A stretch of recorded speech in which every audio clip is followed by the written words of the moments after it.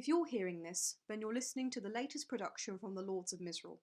We are an amateur dramatics group based at the Centre for Medieval Studies at the University of York, and, in between our studies and research, we usually put on at least 3 performances in the city of York throughout the year with the goal of bringing medieval and early modern drama to life. This summer, we were looking forward to our largest production of the cycle, with additional performances in Leeds and Oxford. However, these productions were cancelled when COVID-19 hit. We are unsure when we'll be able to meet again in person, and our chances of putting on a play at the end of the year as we usually would are looking remote. However, as past and present members of Lords will tell you, the show must go on. As a group, we've refused to let this pandemic dim the incredibly unique spirit of what we do. And so, here we are. We are very proud to present the Canterbury Tales, directed by me, Nick Peard, And produced by me, Erin Bunce. and starring our wonderful cast and crew. The adaptation of our original translation of this classic text is a testament to the dedication and talent of the whole Lords family, who have worked so hard to produce an entire play remotely. Their efforts have been utterly phenomenal, and we are so glad that their talent can shine, even though we have been forced apart.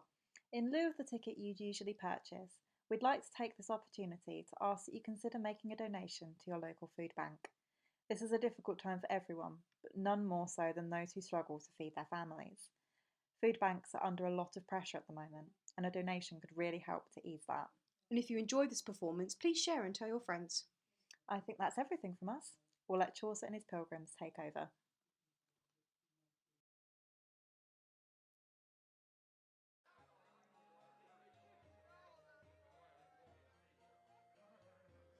When that April with his showers sutter, the drocht of March have pecked the rutter, and bavered every vein in switch liquor, of which thereto engendered in the floor. When Zephyrus eke with his sweeter breath inspired hath in every holt and hef, the tender croppus and the younger sonner hath in the ram his half a course erona, and the smaller fowlers making melody that slepen all enict with open ye.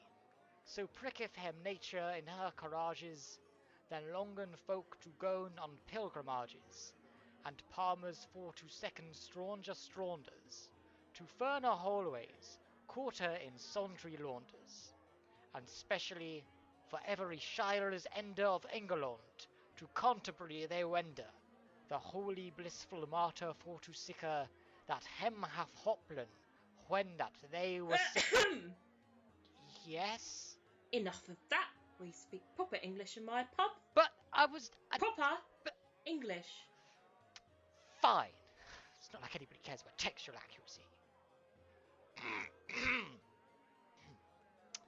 Befell that in that season on a day, in Southwark, at the Tabard as I lay, ready to wenden on my pilgrimage to Canterbury with full devout courage, at night was come into that hostelry well sundry folk in a company. Good evening, friend. A night. So dreamy. A knight there was, and that worthy man that from this time he at first began to know the world, he worshipped chivalry, truth and honour, freedom and courtesy. Ah, and here's the miller too. Evening.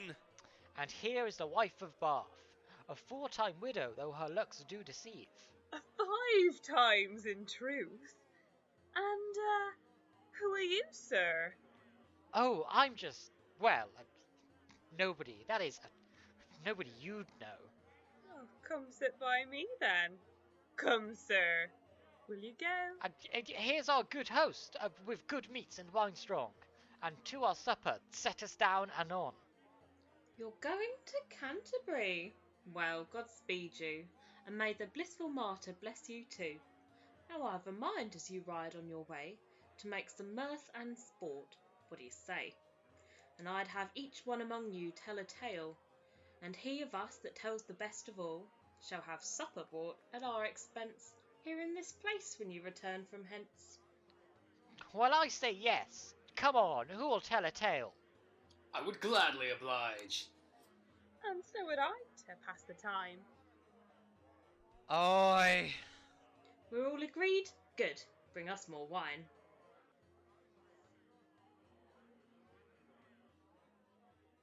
It falls on me to start the game. I welcome this task in Jesu's name. Willem, as old stories tell us, there was a duke called Theseus. Of Athens he was lord and governor, and in his time such a conqueror, that there was none greater under the sun. Many a rich country had he won. What with his wisdom and his chivalry, he conquered all the realm of Femini, that then was called Scythia, and wedded the queen Hippolyta, and brought her home with him to his country with much glory and great solemnity, and also her young sister Emily. And thus with victory and with melody let I, this noble duke, to Athens ride, and all his host in arms him beside.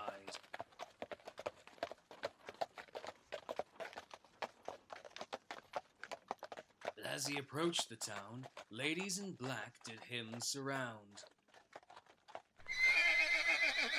Hey, stop! Steady! What folk are you, that at my homecoming disturb my feast with hideous crying? Tell me why you thus complain, and block the path to my domain? Lord, to whom fortune has given victory, we beseech your succor and mercy. Have pity on our woe and our distress. Give us aid through your gentleness. For certes, Lord, there is none of us all that has not been a duchess or queen withal. Now we are beggars and fare ill, cursed be fortune and her fickle wheel. I, a wretch who weeps and wails thus, was once wife to King Capaneus, slain at Thebes, cursed be that day, and all us ladies in this array, who make all this lamentation, we have lost our husbands at that town, and now Creon holds Thebes, the city. Oh, he is full of ire and iniquity. He, for spite and for tyranny, does to the bodies great villainy. All of our lords that lie dead, he will not suffer them to be buried nor burnt, but lets the hounds. Theseus, help us, do your part. Let sorrow for us sink into your heart.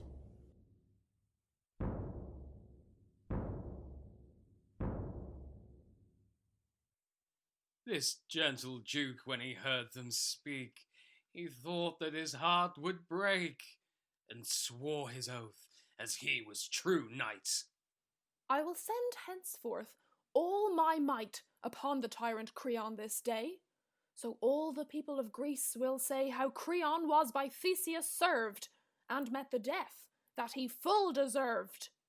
And right away, without another word, his banner he displayed, and forth rode to Thebes with all his gallant host. For Thebes!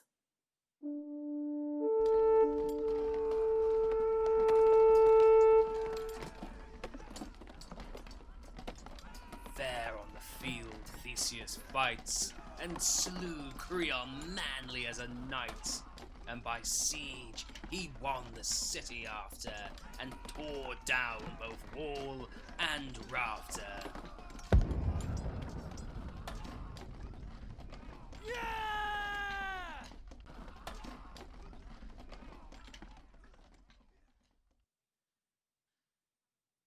To the ladies he restored again the bones of their men that were slain. The great clamour and the lamenting that the ladies made at the burning of the bodies, and the great honour given to Theseus the conqueror, is a tale too long to devise. It chanced that on the field they found, cut through with many a grievous wound, 2 young knights lying side by side, both in arms wrought richly.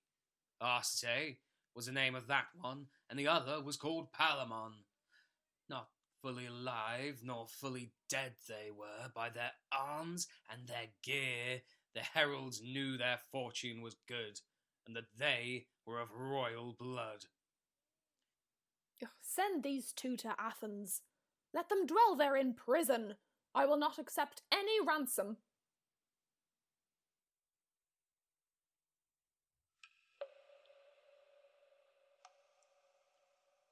What words can I say more? He had the 2 put into a tower, in anguish and woe there to stay, forever, year by year, and day by day.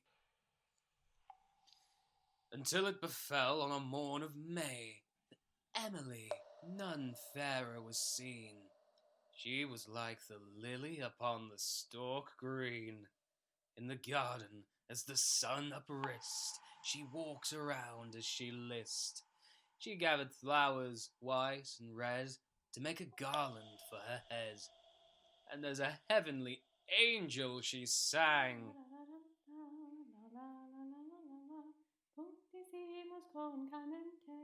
This Palamon, this woeful prisoner, as was his wont by leave of his jailer, had risen and paced the chamber high, from which he could the garden spy. And as to and fro walked Emily, Palamon it chanced her to see. He turned pale and cried, as though he were pierced to the heart. And at that cry, Arcite upstarts and says, Cousin mine, what aileth thee, that art so pale and deadly to see? Why cry you? Who has done you offence? By God's love, speak now with patience. Our prison, no other could it be. O, fortune has given us such adversity, or some wicked aspect or disposition, or Saturn, or some constellation. This prison caused me not for to cry, but I was heard right now through my eye, into my heart that will my bane be, the fairness of that lady that I see, who in yonder garden roams to and fro. She is the cause of my crying and woe. I know not if she be woman or goddess. It is Venus, truly, I guess. Unless I have the mercy and the grace of the beauty walking around that place, unless I can gain her in some way, I am surely dead. What more can I say? Do you say this in earnest, or in play? Nay, in earnest, by my faith. God help me, I've little desire to play. It would be to you no great honour to be false, nor to be a traitor. To me, that am thy cousin and thy kin. But now you falsely do begin to love my lady, who I love and serve, and shall forever, though I die and starve. Nay, false Arcite, thou shalt not so. I loved her first, and told thee my woe. False? Oh, you are more false than I. Yes, you are false, I tell you truly, for I loved her first before you. What did you say? That you didn't know if she was a woman or a goddess? That is the love of holiness. My love is that of a sensible man who would seek love when he can. A man needs love upon my head. He may not flee it though he were dead. Love, if thee list, for I love and always shall, and truly, dear brother, that is all. Let us each to his own adventure, while here in this prison we endure. Oh, let us each to his own adventure. Well, you go and sit over there, because I don't want to talk to you anymore. Well, you go sit over there, because I don't want to talk to you anymore, and I don't want to see you. Isn't that so funny? I was already going over there, so thank you for that. Thanks for saying that, because I'm already going to do that. And turn around, I don't want to look at you. Well, you turn around. How about we both turn around at the same time? Okay? Okay. 1, 2, 3. 3. 3. Ah!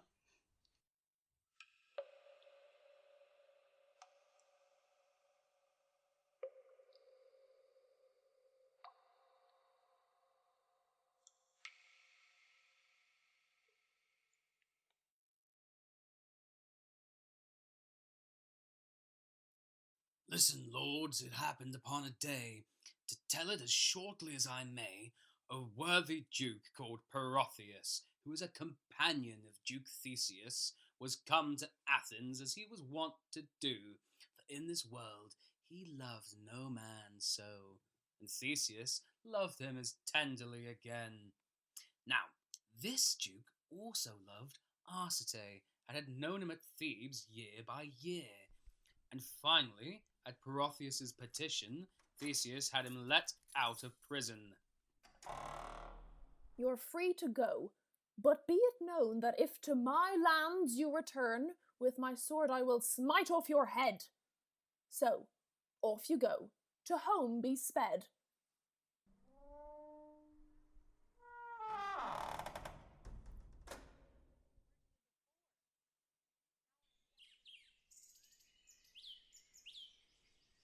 Oh, alas, the day that I was born! Now is my prison worse than before. Now I am destined eternally to dwell, not in purgatory, but in hell. Ugh, alas, that I ever knew Protheus.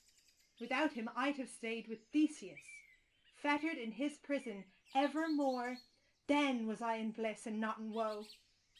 For the sight of Emily, who I serve, though I never did that grace deserve.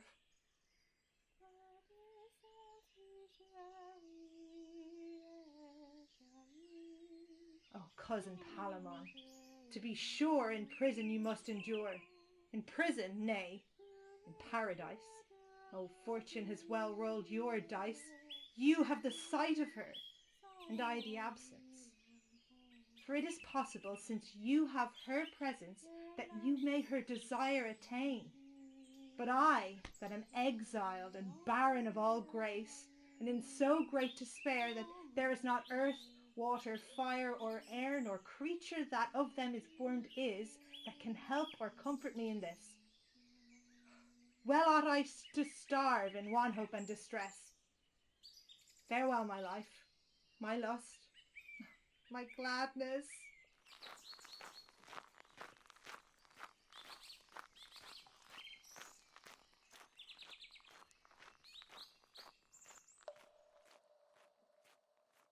Upon the other hand, Palamon, when he knew that Arcite was gone, such sorrow he made that the great tower resounded with his yowling and clamour.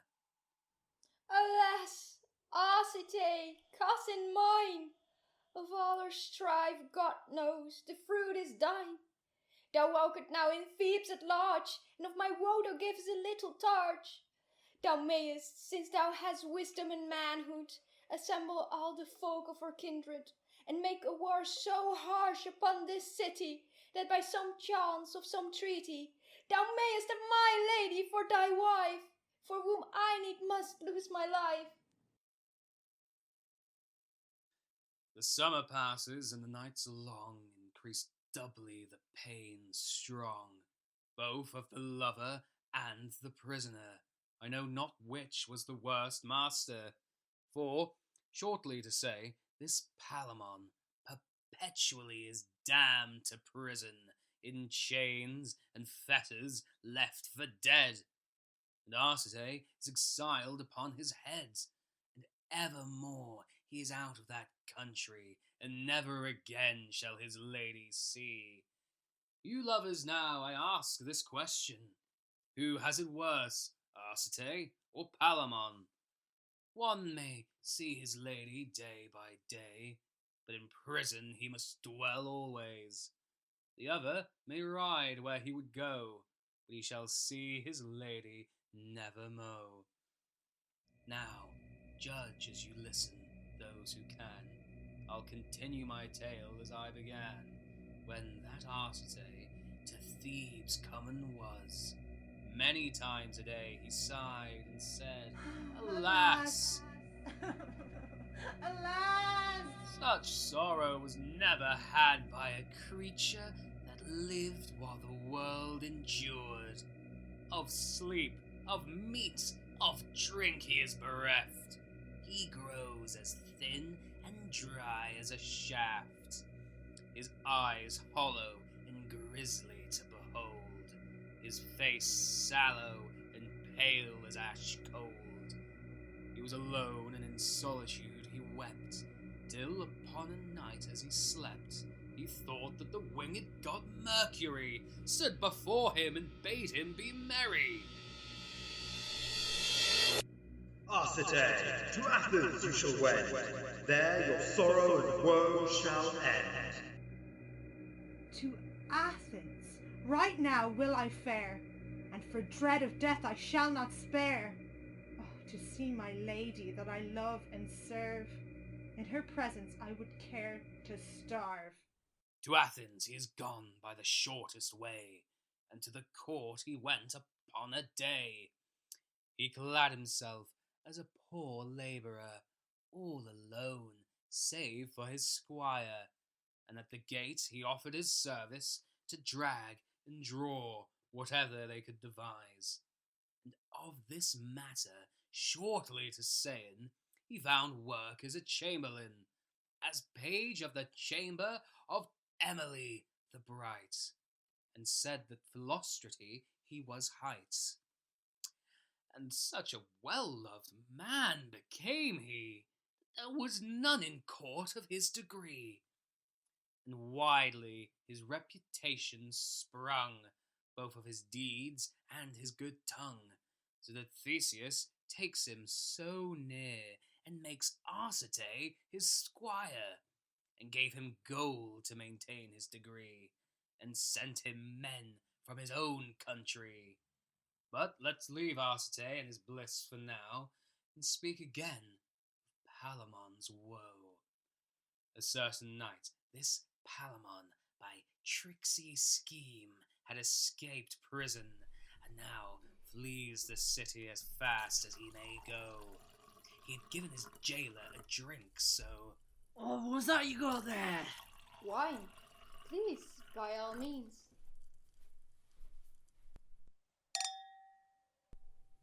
It was a claret made of a certain wine, with narcotics and opiates of Thebes fine. The jailer sleeps, he will not wake. Palamon quickly his escape makes. There needs be himself to hide. He hurries to a grove there beside, and in that grove he'd hide all day, and in the night go on his way to Thebes to win Emily for his wife, though he might lose his life. Meanwhile, Arcite rides out of court a mile or two, towards the grove of which I told you. Palamon, in his bush, sits very still, for Arcite surely would him kill. Aha! Oh, alas, fate! Alas, Thebes so royal, now I am so caitiff and so thrall. And he who is my mortal enemy I serve as a squire in poverty. I dare not speak my own name, but secretly Philostrate I became. Arcite, false traitor! Now you are seized that loves my lady so. Because of you I have suffered this pain and woe. You are now my mortal enemy. Without fail, you must be dead or I. Without fail, with fists strong, they fell to fighting wondrously long. The mightiest was then Palamon, fighting like a wood lion. And as a cruel tiger was Arcite, ferociously they each other smite. But Theseus was of hunting so desirous, that every day he'd go out to ride, with hunt and horn and hounds beside. For in his hunting hath he such delight, it is all his joy and appetite. And with him Hippolyta, the fair queen, and Emily, clothed all in green. A hart was seen, the hue and cry took him to a grove nearby. Oh, no more, or lose your head. By mighty Mars, that man is dead that smites a stroke that I may see. Now, what hath caused this enmity?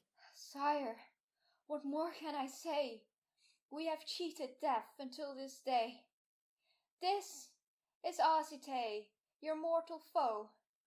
But as Philostrate to you he is known, and this is he that loveth Emily. And since that time is come for me to die, I make plainly my own confession, that I am that same woeful Palamon that has escaped thy prison cunningly. I am thy mortal foe, and it is I that loveth so dear Emily the bride, that I would die presently in her sight, but slay my fellow in the same way, for we both deserve to die today. My, this is a short conclusion. Your own mouth, your own confession, has damned you both, I do declare. By Mars, your lives I will not spare! Have mercy, Lord, for us all. Husband, put up your sword. Cursed be the Lord that does not mercy owe those who will kneel and true repentance show. Pity reign in your gentle heart. The god of love, a Benedicte, how mighty and how great a lord is he! Love has stirred them to great folly, and brought them hither both to die. Yet, at request of the queen that kneels here, and of Emily, her sister dear, I wholly forgive you of this trespass. Yet, of Emily we must speak. You know she cannot wed you both, though you be so jealous and so wroth. My will is this. Roam far away, but return in a year and a day, and bring with you 100 knights. And for her hand you both shall fight. Go! Who looks likely now but Palamon? Who springs up for joy but Arcite? And thus, with good hope and with heart blithe, they take their leave and all to home ride.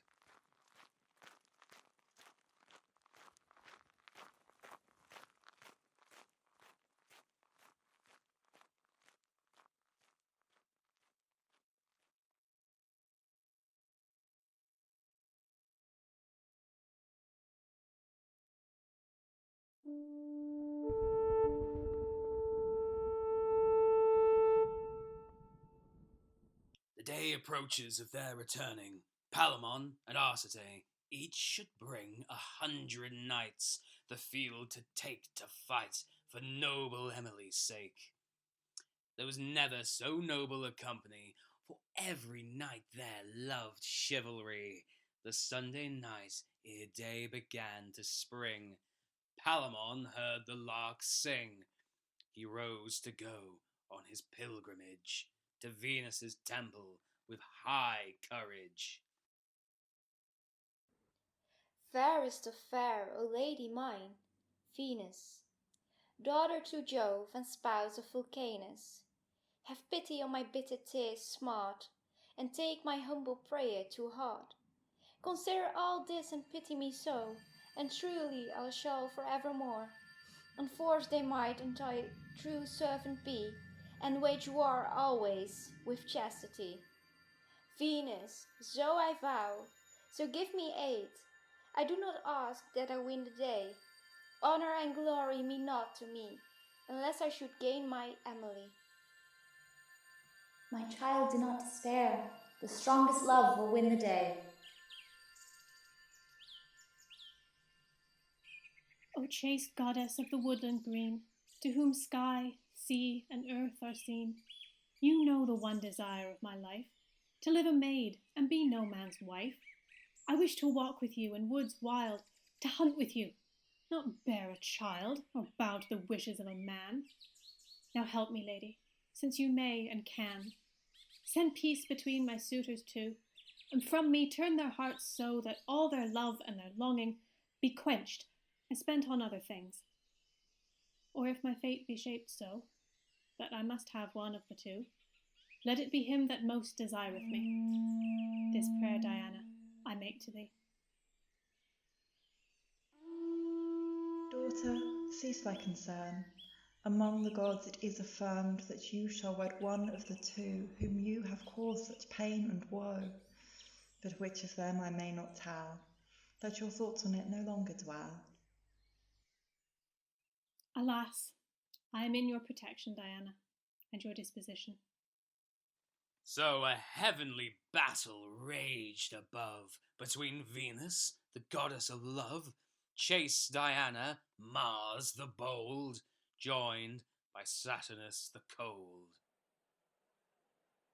Great was the feast in Athens that day. Of the wondrous sights, what could I say?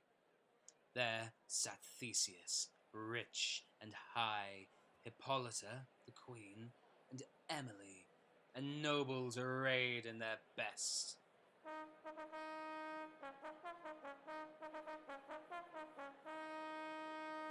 A herald's cry, the champions enter the list.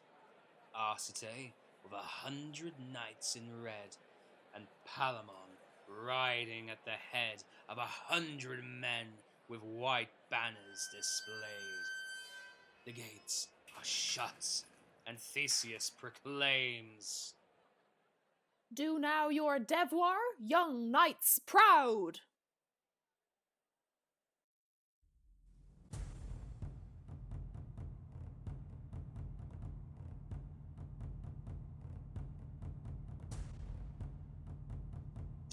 There is no more to say, but east and west.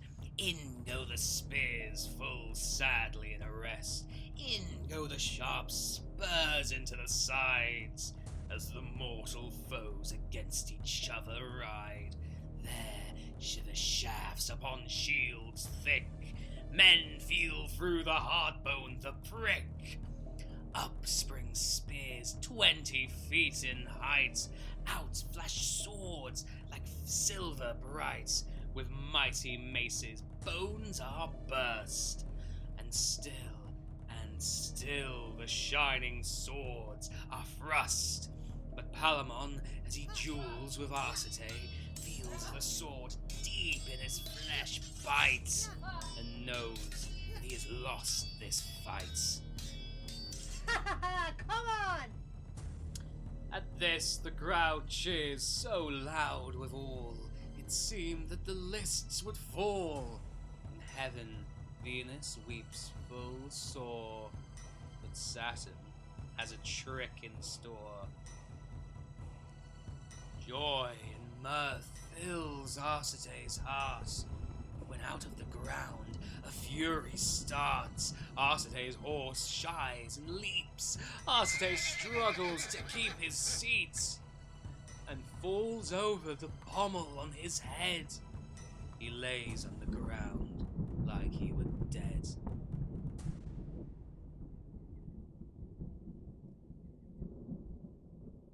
His breast all broken by the saddle bow, as black he lay as coal or crow.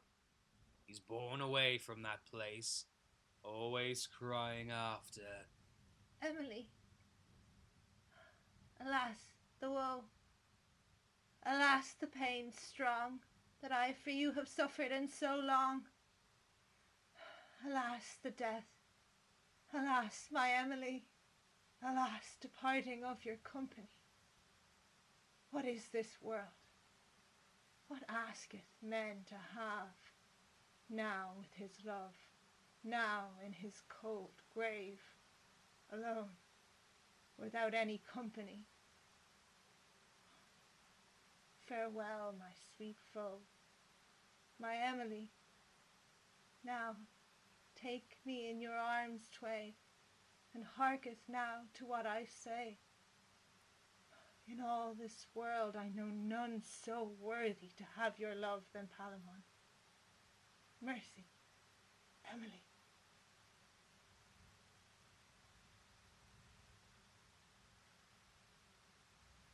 This world is but a thoroughfare of woe, and we are pilgrims, passing to and fro. Death is an end of every earthly sore. The poor, or those with worldly store, there avails naught. All go the same way. So may I say that all men must die. Now, sister, see Palamon, your own knight, who serves you with will, heart, and might. Take him for your husband and your lord. Let them be wedded now. This is my accord.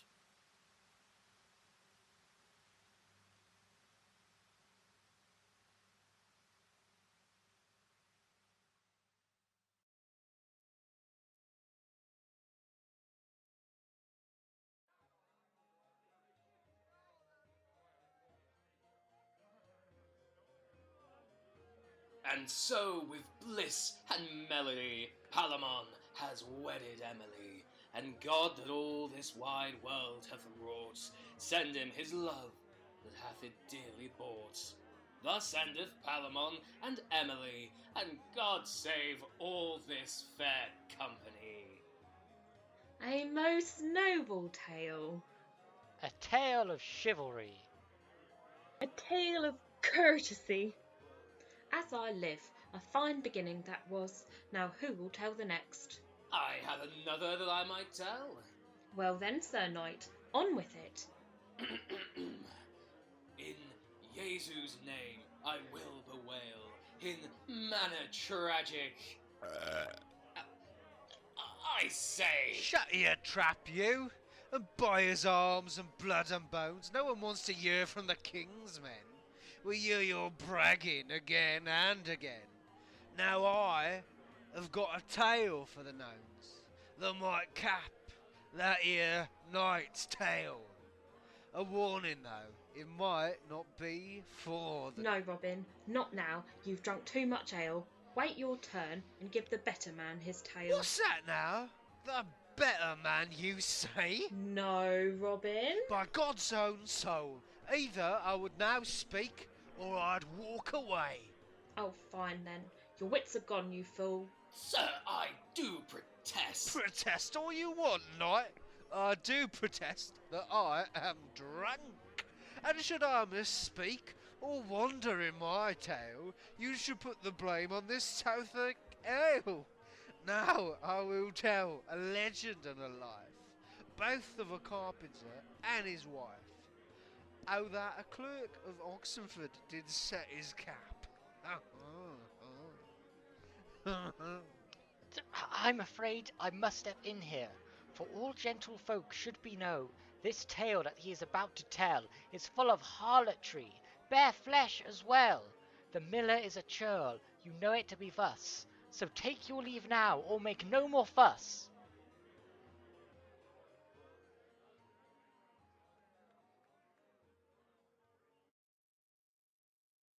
Whilom there was dwelling at Oxenford a rich churl that took in guests aboard, and of his craft he was a carpenter. With him there dwelled a poor scholar, who learned the arts, but all his fantasy was turned for to learn astrology. He told men's fortunes. What should then befall? The clerk was known as Nicholas.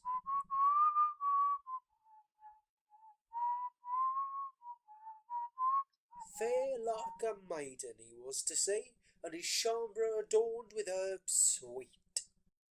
La la la la la la la la la la la la la la la.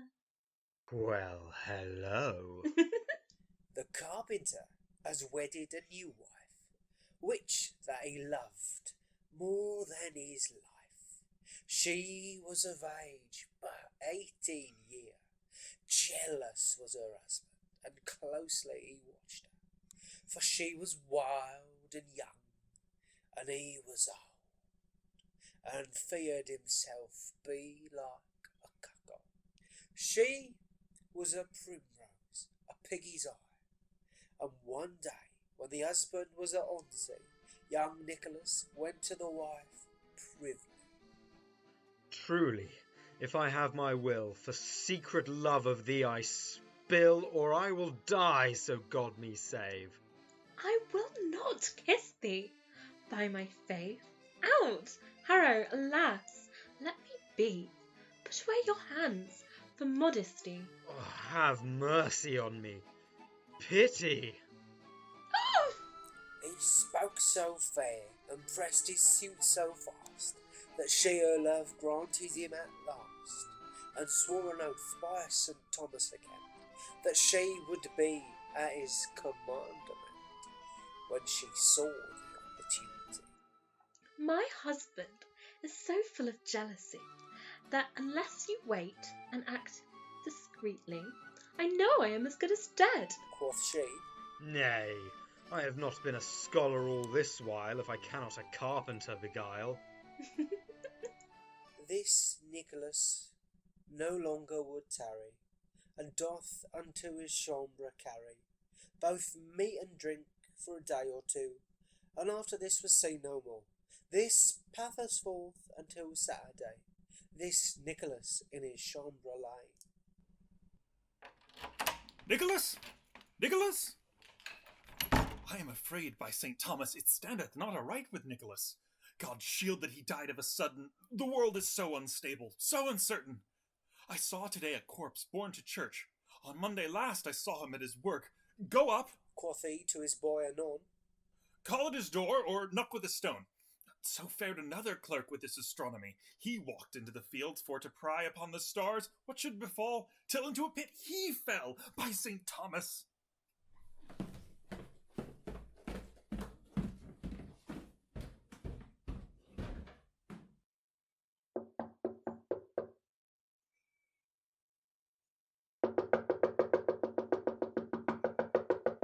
What? Sir, my master wishes. Oh, Christ help me. Go! See what he wants.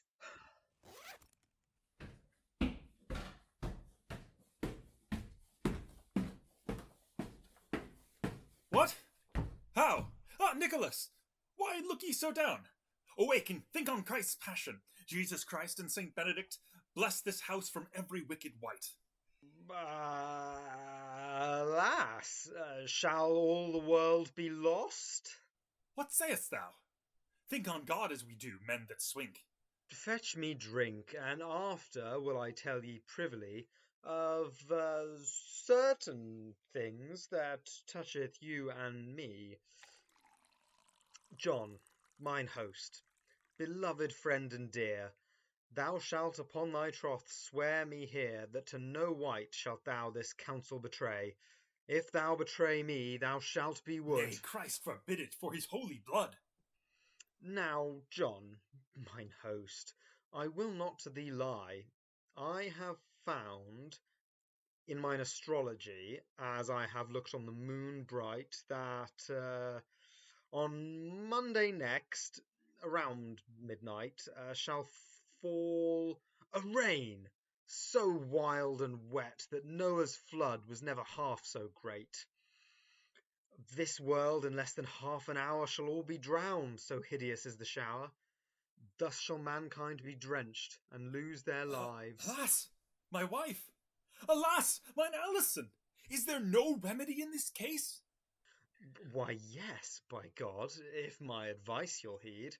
I shall save Alison, thee, and me. Hast thou not heard how Noah was saved? Robin may not know of this, thy knave, nor thy maid I may not save. Anon, get us a trough or tub, but look that they be large. In each we may float, as in a barge, and victuals sufficient buy for a day. The next the water shall drain away. Then shalt thou hang them in the roof full high, that no one our preparations shall espy, and bring an axe to smite the cord in two, that when the water cometh, that we may go, and float above, over the gables, over the garden wall, over the stables, and then shall we be lords all our life, of all the world, like Noah and his wife. I shall see to it, at once! Idiot.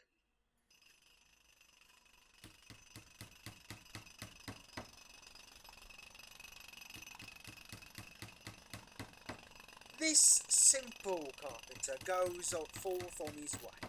Full oft he says, alas and well away.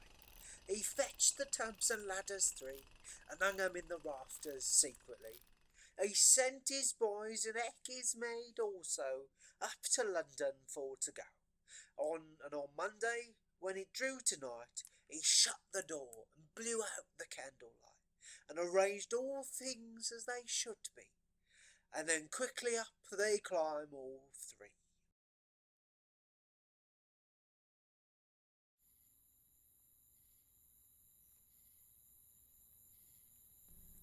The carpenter said his devotion and fell asleep, for all this business has wearied the carpenter, as I guess, about the curfew time, or a little more, for suffering of his soul he groaneth sore. Come on, coming. Down the ladder crept Nicholas and Alison after a down she sped. Without a word, they go to bed.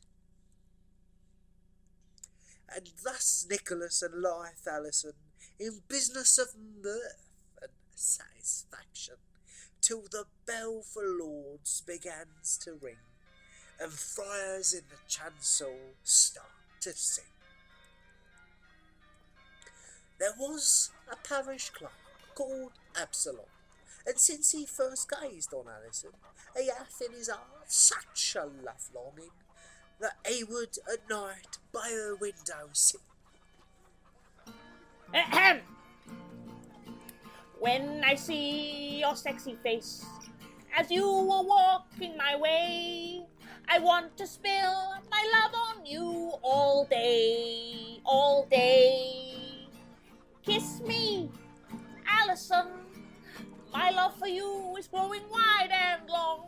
Kiss me, Alison, I swell and burst when you have your wimple on. Kiss me, Alison, I practiced on the cow just this morn. Kiss me, Alison, when I see you I get a massive horn. What, Alison? Hear'st thou not Absalom that chaunteth thus under our chamber? Yes, indeed. I hear it very well. Love expands when I'm with you, as large as I can take. I want to open up to you all day, all day. Kiss me, Alison, your husband can't compare to my tongue. Kiss me, Alison, pack her up and I'll show you how it's done. Go from the window, Jake fool. Go forth thy way, or I'll cast a stone. Alas, and well away, that true love was ever so evil beset. Then kiss me. Wilt thou go thy way therewith? Yes, cert, Lena. Then make thee ready. I come anon. Nicholas, here, come here. Now hush, and thou shalt laugh thy fill. I would not with any lord change place, for after this I hope there cometh more. Leman, thy grace. Absalom, hurry up, make haste, lest our neighbours thee espy. Oh, this is amiss. Well, I know a woman hath no beard. A beard? A beard? By God's corpus, this goeth fair and well. I will betake my soul to Sathanas, if I be not revenged for this insult. My love is quenched. Now he was healed of his malady, all paramours he would defy. He wept as doth a child that is yet beat. Soon he went across the street, unto his friend the smith called Jarvis, who in his forge made ploughs and harness. Undo, Jarvis, and that anon. Ooh, what? Who art thou? It is I, Absalom. Ah, what, Absalom, by Christ's sweet tree. Why rise ye so early? Ah, Benedicti, what aileth you? Some girl, I'm sure. Oh, lend me that coulter in the fire there. Certes, were it gold. What will ye do therewith? Whatever may be, I shall tell thee tomorrow.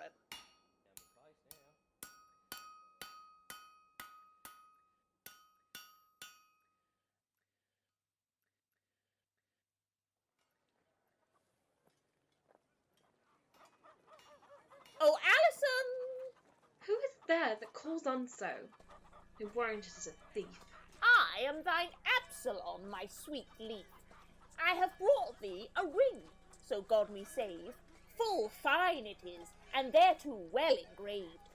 This will I give thee, if thou me kiss. I have to have a piss. I will amend the jape. He will kiss my arse ere that he escape. Speak, sweet bird, I know not where thou art. This Nicholas let fling a fart, as great as it had been a thunder dent, that with its force he was almost yabbing. Ah! Get out with thee! Help! Water! Water! Help for God's blood! Alas, now cometh Noah's flood! Wait! Alas, mine arm is brast! I'll drown! Will die! It's fantasy. 'Tis but a jape. What? Come here, you! Screw you! Alison! I still got you wet with my passion. Screw you! Alison! It still counts if I only kissed your bum.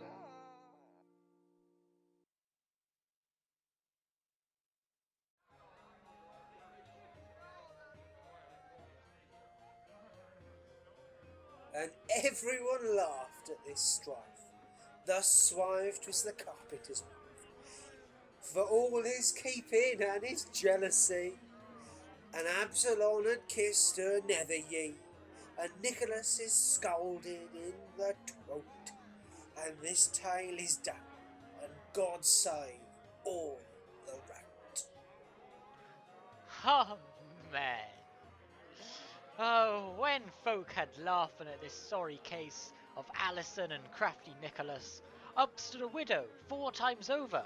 From Bath she came, a bit of a rover. She was an upright woman all her life. To tell the truth, she'd been through husbands 5, not counting other company in her youth. 5 husbands at the church door. Yes, that's true. Why should I be ashamed of quantity? You're all worthy men, to some degree. I'm looking for a 6th. Long, short or tall. In sooth, I just don't like chastity at all. Why should I care if folk look down on me? I know we must all prize virginity, but as for me, I'd rather let it go. Christ knows we can't all live the perfect life. Perfect's for monks. I'd rather be a wife. But lady! I have lived. 5 husbands I've survived. Each one of them tried to rein me in, but in the end I got the better of him and led him by the nose and had my way, by cunning, force, or nagging, night and day. But, dear Lord Christ, when I remember me of all my youth and all my jollity, it tickles me right down to my heart's root. Unto this day, oh, it doth mine heart good that I have known the world. I've had my time. Old age envenoms pleasure. It doth mine, bereaving me my beauty and my pith. Well, let it go. The devil go therewith. My flower is sold. That's all there is to tell. Now all I'm left with is this chaff to sell. So, God bless husbands of his mercy dear. Now, I will tell you my tale, if you will hear.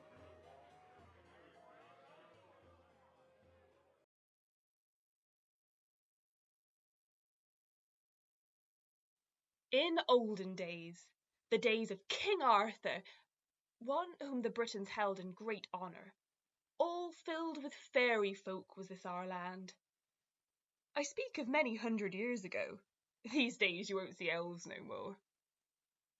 And so it befell that this King Arthur had in his house a crafty bachelor, who on a day espied the Queen's own jewels, and he had little regard for the rules. By night he spirited this treasure away, but lo, he was caught the very next day. For this crime there was such outcry, King Arthur straight condemned the youth to die. But then the Queen and other ladies mo begged of the King that it might not be so. And to the Queen Arthur gave her will. He gave him her to save, or else to spill. And so she summoned him upon a day.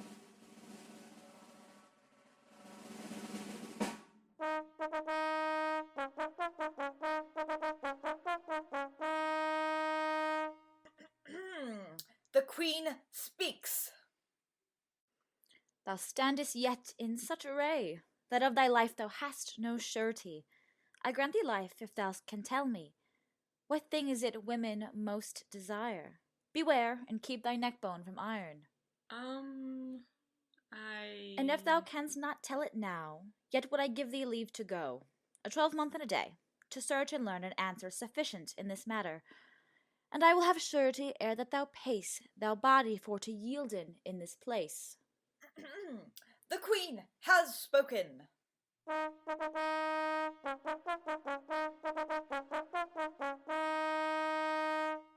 Woe was this knight, and sorrowfully he sigheth, for he may not do all as he liketh. He seeketh every house and every place, whereas he hopeth to find some grace. But on this matter he could not see any two women who could agree. Some said, Women best love riches. Nay, we best love jolliness. Oh, it's rich array. Nay, lost a bed. To be free and do exactly as we please. To be widowed. Or be wed. Man shall win us best with flattering. And of our vices never complain. I will never know what women love most. He doesn't even listen. It's obvious, isn't it?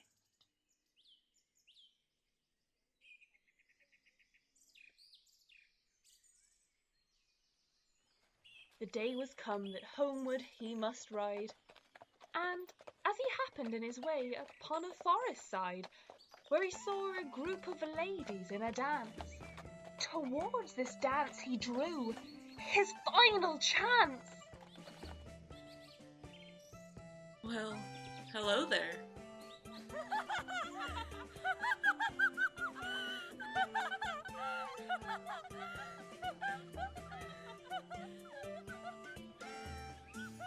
Who are you?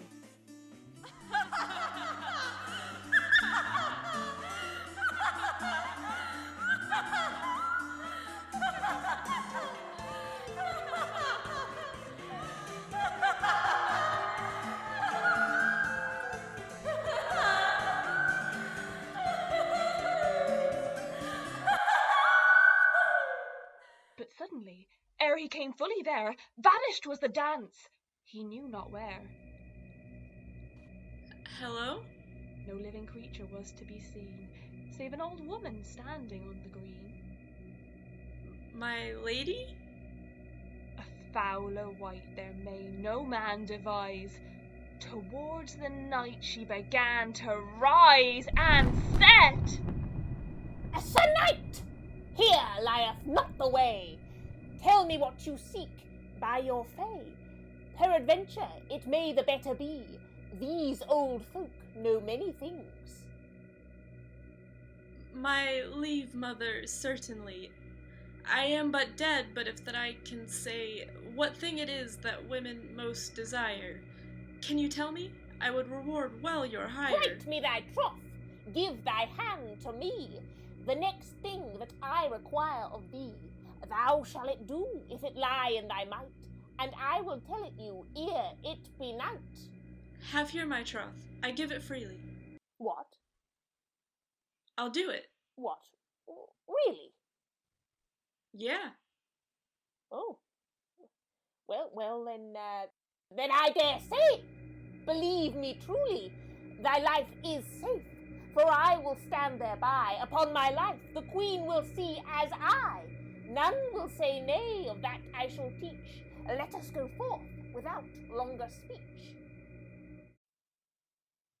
When they had come to the court, the knight said he had held his day. Full many a wife and many a maid, many a widow, did assemble his answers to hear. The Queen herself was judge, and the knight was bade appear. The Queen speaks.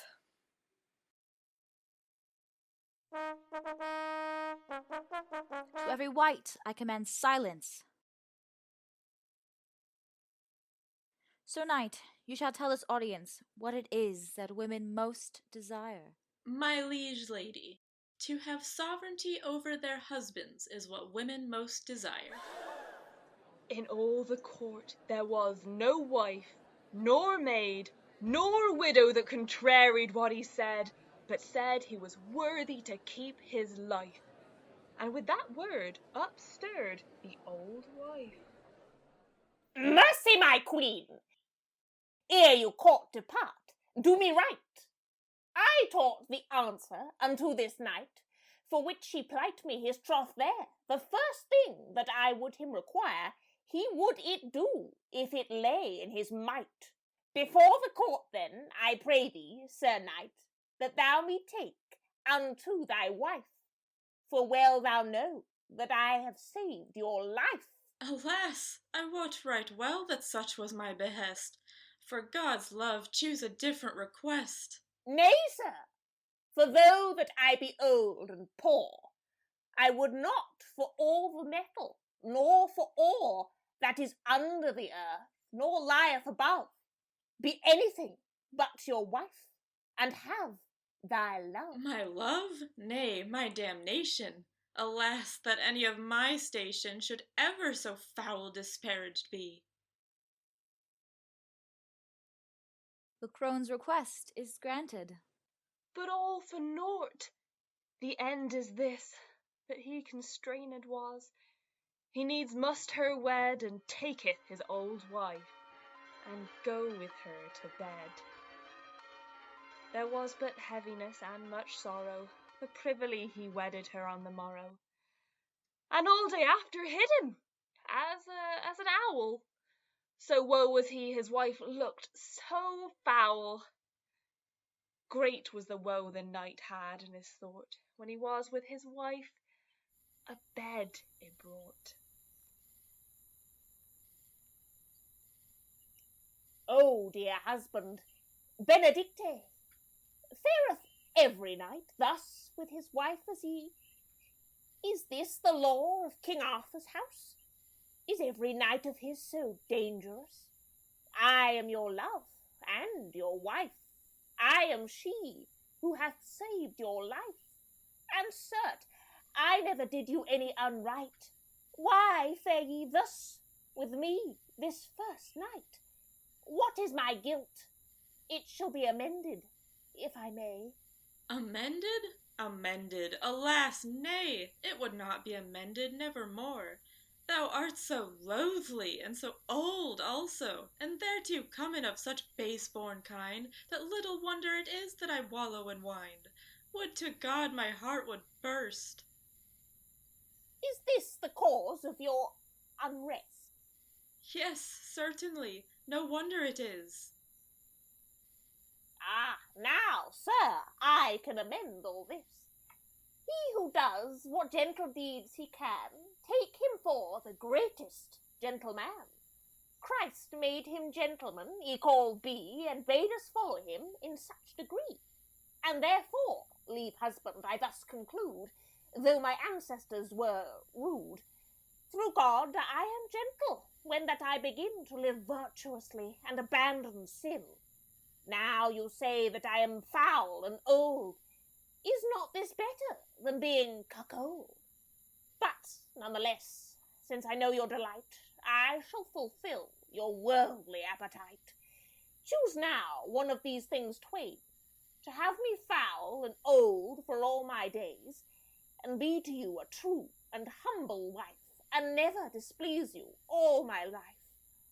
Or else would you have me fair and young, and become by a rival's lust undone? My lady, and my love, my wife so dear, I put me in your wise governance. Chooseth yourself which may be most pleasant, and do most honour to me and to you. I do not care the whither of the two, for as you liketh, it sufficeth me. Then I have your mastery. Then I may choose and govern as I list. Yes, my wife, I hold it best.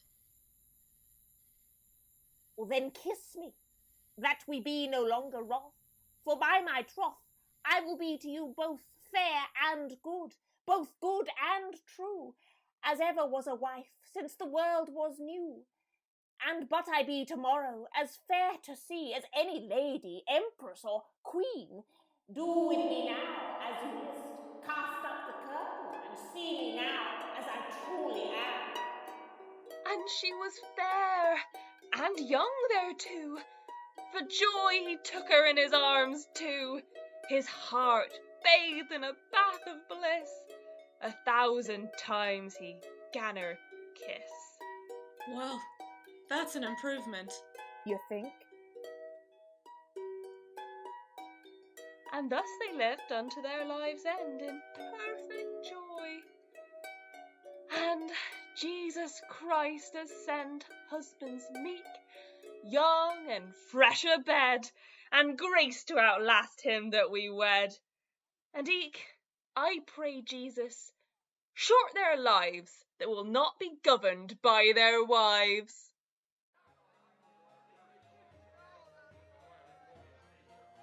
That weren't half bad. A worthy tale. And one worthy of a drink. After 5 husbands, one learns a thing or two. I do believe that is our signal to pass on. Yep, this pilgrimage won't do itself. I may need a chaperone on the long journey ahead. Happy to oblige. No, not you. My lady, if I might. Well, that's our display. To Canterbury we must wend. Such tales we've heard, yet all must come to an end. Take heed, good folk, of what you have heard. Beware lust, avarice, and jealousy, and do never find yourselves caught in adultery. To the martyr now, each and every one. Good night to you all, but I'm afraid we now must run. Good evening to you, our gracious host. You take care. Look after that lot. Times are difficult. Never fear, we will get through them together. God bless you. And you, my friend.